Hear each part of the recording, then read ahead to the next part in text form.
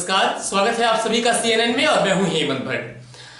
पूरे देश में चल रहे चुनाव की विविधता को जानना बेहद आवश्यक है। सबसे बड़ी चीज कि उत्तर प्रदेश में इस समय जो चुनाव चल रहा है उसमें वचनों की जो मर्यादा है, जो शब्दों की मर्यादा है, वो कहीं ना कहीं खत्म हो गई है। आस्था जो है वो इस समय कटघरे में खड़ी है और जो भगवान है, चाहे वो भगवान कृष्ण हो, भगवान राम हो या हनुमान जी हो, तो जिस प्रकार से आस्था को कटघरे में खड़ा करके राजनीति को धूमिल किया जा रहा है।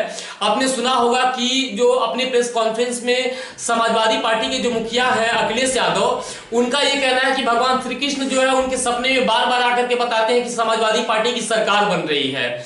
वहीं योगी आदित्यनाथ का भी कहना है कि भगवान राम उनको आकर के बता रहे हैं कि जो सरकार है वो बीजेपी की बन रही है। तो आज के समय में जो भगवान है वो राजनीति में उतर के चुनाव करा रहे हैं और जो आस्था का जो ये विषय है, जो धर्म जो है वो जो आस्था का विषय है, वो कटघरे में खड़ा करके कहीं ना कहीं ऐसे प्रश्न खड़ा किए जा रहे हैं जिनसे ये लग रहा है कि जो राजनीति का ध्रुवीकरण है वो एक अलग स्तर का है। हम आपको उत्तर प्रदेश विधानसभा चुनाव की हर वो तस्वीरें दिखाएंगे। हम प्रयास करेंगे कि अंतिम जिले तक पहुंच करके विधानसभा चुनाव में जितने भी प्रत्याशी पार्टिसिपेट कर रहे हैं उनके वचनों से, उनकी बातों से आपको रूबरू कराएं।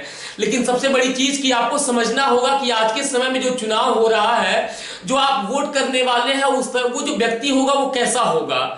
दूसरी बात कि जो आपकी बातों को जब विधानसभा में जाकर के उठाएगा, या जो ऐसा व्यक्ति जो 5 साल तक आपकी भावनाओं के बारे में, आपके बारे में, आपके कार्य के बारे में, आपकी जो भी कमियां हैं आपके क्षेत्र के बारे में, आपके विकास के बारे में जो फैसला लेगा वो कैसा होना चाहिए, ये आपको तय करना है। आपको ये भी तय करना है कि आज तक अगर आपके जीवन में किसी नेता ने फैसला नहीं लिया है तो आप उसको वोट क्यों करेंगे। आपको यह भी समझना है कि जो देश में बदलती हुई राजनीति है, आपका जीवन उस राजनीति को एक्सेप्ट कर पा रहा है या नहीं कर पा रहा है।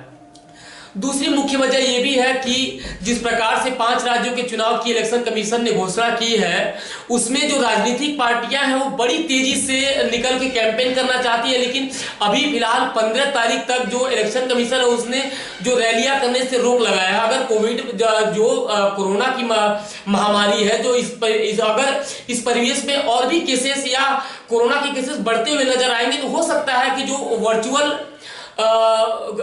कैंपेन है वो हो, जो मीडिया कर्मी है वो निकल करके अलग अलग पार्टिसिपेट करने वाले लोगों तक पहुंचेंगे, आप तक सूचनाएं पहुंचाएंगे। लेकिन इन सारी सूचनाओं से जुड़ करके आपको समझना है कि उन सूचनाओं में आपके लिए कुछ है या नहीं है। कोई भी पत्रकार या एंकर अगर बात करता है किसी भी नेता से या किसी भी मुखिया से, तो उनके प्रश्नों में, उनके साक्षात्कार में आपके लिए कुछ है या नहीं है, इस बात को आपको समझना होगा। दूसरी बात यह भी समझना होगा कि जो पत्रकार आपकी बातें किसी नेता से, आत्मीयता से पेश कर रहा है, तो वो नेता उनके बारे में आंसर देता है या आंसर देने से बचता है। बहुत कुछ मिलेगा आपको उत्तर प्रदेश के इस विविध चुनाव में, तो आपको बने रहना है CNN के साथ। हम प्रयास करेंगे कि ग्राउंड जीरो से जाकर के विधानसभा चुनाव की हर वो तस्वीरें आपको दिखाएं जो अभी भी कैमरे की नजर से अछूती हैं। आपको समझना है और बने रहना है। लेकिन सबसे बड़ी बात कि चुनाव की इस व्यवस्था में आप सरवाइव कैसे कर पाएंगे। जो महंगाई का बढ़ता हुआ दौर है, आज अगर हम पेट्रोल और डीजल की बात करें तो उत्तर प्रदेश में जो पेट्रोल डीजल की कीमतें हैं वो अभी थम सी गई हैं। 95 रुपए, करीब 95 रुपए जो पेट्रोल है वो अभी उत्तर प्रदेश में मिल रहा है। इसकी इतर अगर अलग राज्यों की बात करें, क्योंकि बिहार में इस समय जो चुनाव है वो अभी नहीं है, तो 107 रुपए यहाँ पे पेट्रोल चल रहा है। तो अलग अलग राज्यों में जो डीजल और पेट्रोल की कीमतें हैं, जहाँ चुनाव है वहां पे सरकारें थोड़ी रियायत दे रही हैं। ये रियायतों का बदलता हुआ दौर यही है जो लोकतंत्र में हमेशा द्वंद्व को बनाए रखेगा। द्वंद्व आपके जीवन में किस प्रकार का है, ये चीज आपको अपने कमेंट के माध्यम से हमें बताना है। हम प्रयास करते हैं कि भावनाओं से जुड़ी जो एक रिपोर्ट है वो आप तक पहुंचे। आपकी बातें जो नेता है उनसे पूछी जाए और वो नेता आपके बारे में आंसर दें। दूसरी चीज है कि जितने भी नेता आज तक चुन करके इलेक्ट होकर के विधानसभा में जाते हैं या लोकसभा में जाते हैं, आज तक उन लोगों ने आपकी बातों को कितना रखा है सामाजिक मंच पे। अपने अपने घोषणा पत्र में जो पार्टियां हैं वो बड़े बड़े वादे कर रही हैं। ये जो बड़े बड़े वादों में बातें कही जा रही हैं, इसका पैसा कौन देगा। और अगर ये सारा पैसा भारत में रहने वाले या टैक्स पे करने वाले लोगों का है, तो फिर इन पार्टियों को किसने अधिकार दे रखा है कि ये सारी घोषणाएं अपने मन से करेंगे और सिर्फ जीतने के लिए करेंगे। अखिलेश यादव ने ये घोषणा की है कि 300 यूनिट जो बिजली है वो फ्री में देंगे। अगर उनकी सरकार बनती है तो वो बच्चों को फिर से एक बढ़िया लैपटॉप देंगे। वहीं बहुत सारी घोषणा पत्र में उनकी बातें कही जा रही हैं, अगर वो जीतने के बाद करते हैं तो। अगर भारतीय जनता पार्टी की बात करें तो भारतीय जनता पार्टी के पास भी बहुत सारे वादे हैं। अयोध्या में राम मंदिर बन रहा है, आपने देखा कि काशी विश्वनाथ का जो कॉरिडोर बना है। आगे बातें कही जा रही हैं कि अगर भारतीय जनता पार्टी की सरकार बनती है तो मथुरा का भी जो विवाद है वो खत्म होगा। तो आज के समय में जो ध्रुवीकरण है, जो घोषणा पत्र में इतने बड़े बड़े वादे किए जा रहे हैं, ये जो पैसा है ये भारत में रहने वाले लोगों का है। और अगर ईमानदारी और मेहनत का पैसा इस तरीके से अपने अपने स्वार्थ के लिए, अपनी अपनी पार्टी की जीत के लिए अगर खर्च किया जा रहा है, तो इनको जवाब देना पड़ेगा कि इनको अधिकार किसने दिया।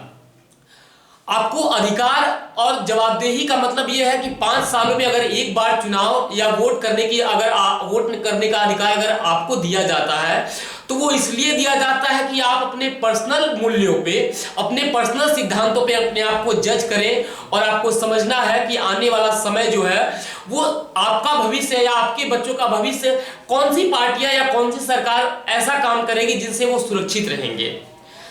अगर रोजगार की बात करें तो एक बहुत बड़ी जो बेरोजगारी की समस्या है वो इस समय सभी के सामने खड़ी है। ऐसा नहीं है कि ये भारतीय जनता पार्टी के समय में है और सरकारों के समय में नहीं था। बेरोजगारी की समस्या एक बहुत लंबे समय से रही है और किसी भी सरकार ने खुल करके ऐसा नहीं किया है कि रोजगार के खुले अवसर दिए हैं जिसमें जो ज्यादा से ज्यादा जो युवा है उसको रोजगार मिल पाए। महंगाई की मार आपको समझ में आ रहा होगा कि कितनी बड़े स्तर की महंगाई है। दूसरी जो सबसे बड़ी मुख्य वजह रही है कि लोग जिनके पास नौकरियां हैं उनकी नौकरियां जा रही हैं, रोजगार के खुले हुए अवसर नहीं हैं। आज के समय में समाज को एक ऐसी सरकार चाहिए जो उनके लिए सही फैसले ले, उनके बच्चों के लिए रोजगार के अवसर खुले। और सबसे बड़ी चीज है कि जो वादे हो उसमें कहीं से भी झूठ और फरेब ना हो। हमें लालच नहीं चाहिए, लेकिन हमें एक ऐसी सरकार चाहिए जिसके साथ में हम आंखें बंद करके सोचें कि सरकार हमारे हितों के लिए काम करेगी। और सबसे बड़ी चीज है कि भारत में रहने वाले जो 130 करोड़ लोग हैं, इनके भविष्य का फैसला अगर सरकारें करती हैं तो वो सरकार कैसी होनी चाहिए। इन सारी चीजों की जो एक विस्तृत रिपोर्ट है हम आप तक पहुंचाने के लिए प्रतिबद्ध हैं। फिलहाल आप बने रहे इस चंपारण न्यूज नेटवर्क पे। धन्यवाद।